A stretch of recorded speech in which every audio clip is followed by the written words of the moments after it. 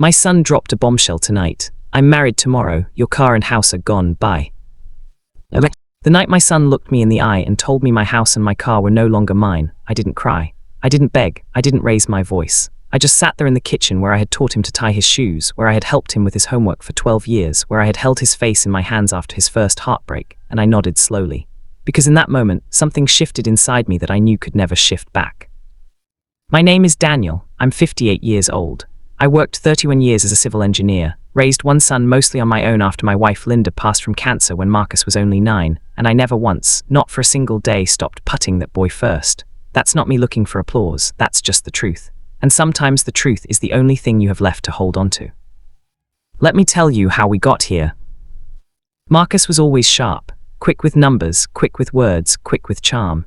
He got a full scholarship to a university 3 states away, and I drove him there myself, helped him carry boxes up 4 flights of stairs, and cried in the parking lot on the way home where he couldn't see me.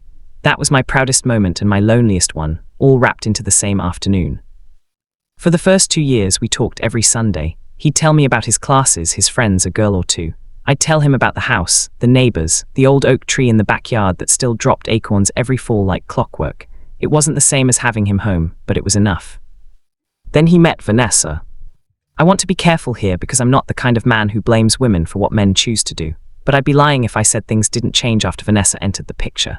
The Sunday calls got shorter, then sporadic, then practically non-existent. When I did get him on the phone, there was always noise in the background, always somewhere he had to be, always a reason to cut it short. I told myself it was normal. He was young, he was in love, he was building a life. I remembered being that age. What I didn't expect was Vanessa herself. I met her for the first time at Thanksgiving, 2 years after they started dating. She was polished, that's the word I kept coming back to, polished in a way that felt more like armor than personality. She shook my hand like she was meeting a business acquaintance and spent most of dinner on her phone. I caught her looking around my house twice with an expression I couldn't quite name at the time. Later, I understood exactly what it was. She was appraising it.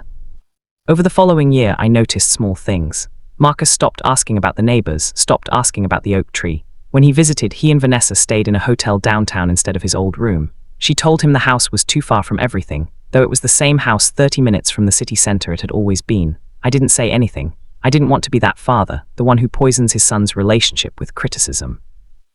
Then 8 months before that night in the kitchen, Marcus called me with news. He'd taken a new job, a very good one, in the city, and Vanessa had already started looking at apartments. "That's wonderful, son," I told him, and I meant it. "Dad," he said after a pause that lasted just a beat too long, "Vanessa and I were thinking, you have that house, it's big for one person, and you have the car you barely drive anymore." I let him finish. I am still grateful I let him finish, because what came out of his mouth in the next 2 minutes told me more about who my son had quietly become than anything in the previous 5 years. He laid out a plan, their plan. Vanessa's plan, I suspected, though he used "we" throughout. They wanted me to sign over the deed to the house so they could use it as collateral for a business venture Vanessa was launching. They wanted the car because they needed a second vehicle and didn't want to take on another payment right now. And in exchange, they would let me continue living in the house, as a tenant, essentially, until the business was profitable, at which point they'd figure something out. Figure something out. I was 68 years my father built that house. It was mine free and clear. Linda and I had raised Marcus inside those walls. And my son, was on the phone telling me he and his girlfriend wanted me to hand it over and become a guest in my own home. I told him I'd think about it. I spent 3 weeks thinking about it. I talked to my brother Gerald. I talked to my old friend Raymond, who'd been through his own version of this with his daughter-in-law. I talked to a lawyer quietly, just to understand my options. And then I waited. Marcus flew in one Friday evening. He said it was just a visit. He hugged me at the door and it felt genuine enough that for a moment I wondered if I'd misjudged everything. We had dinner at the kitchen table like we used to. He told me about the new job. I told him about the oak tree. It almost felt normal. Then, over coffee, he set a folder on the table. Inside was paperwork, transfer of deed, title transfer for the car, notary instructions. Vanessa had typed everything up neatly with little sticky note arrows showing where I was supposed to sign. She wasn't there herself, she was back in the city, but her fingerprints were all over every page. "Dad," Marcus said, leaning forward with his elbows on the table in a way I recognized from when he was 12 and trying to convince me of something. "This is the right move. We've thought it all through. You don't need all this space. We'll take good care of the property. and we're going to make real money on this. Vanessa's business is going to change everything. I looked at my son for a long time. I looked at his eyes, which still had some of Linda's shape in them.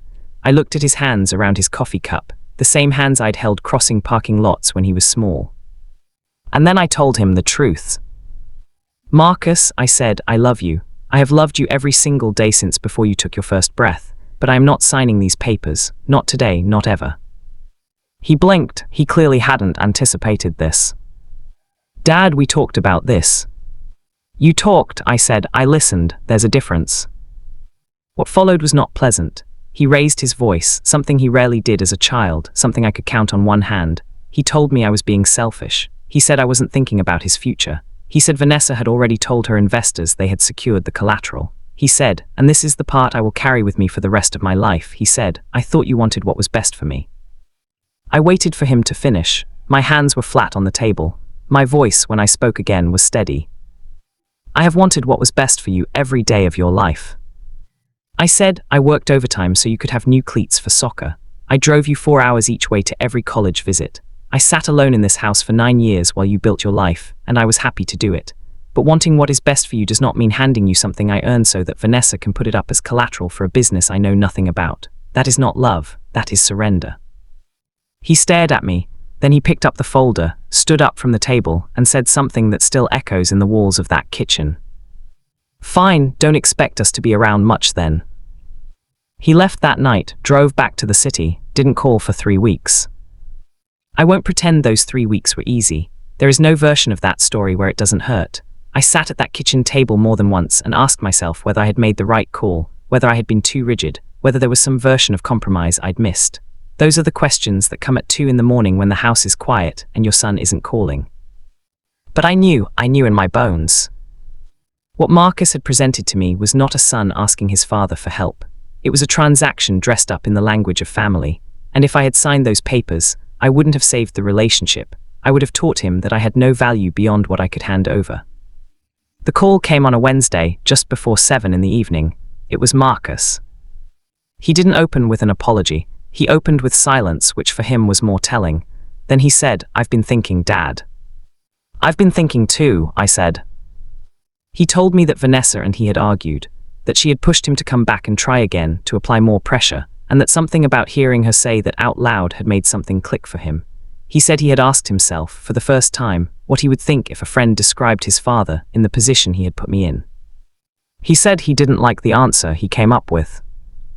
We talked for 2 hours that night. It wasn't a Hollywood reconciliation. Those don't happen in real life, not in one phone call. But it was honest in a way we hadn't been in years. He admitted he had let Vanessa's ambitions override his better judgment. I admitted I had let distance grow between us without fighting harder to close it. We agreed that the road back would take time. He came back the following month, without Vanessa. He slept in his old room. We had coffee at the kitchen table, no folders between us. He asked about the oak tree. I told him it had dropped its acorns again, right on schedule, same as always. If you're a parent reading this or watching this, and you're somewhere in the middle of a moment like mine, I want to say this directly. Your love for your child is not measured by what you give them when they demand it. It is measured by what you hold firm on when it matters.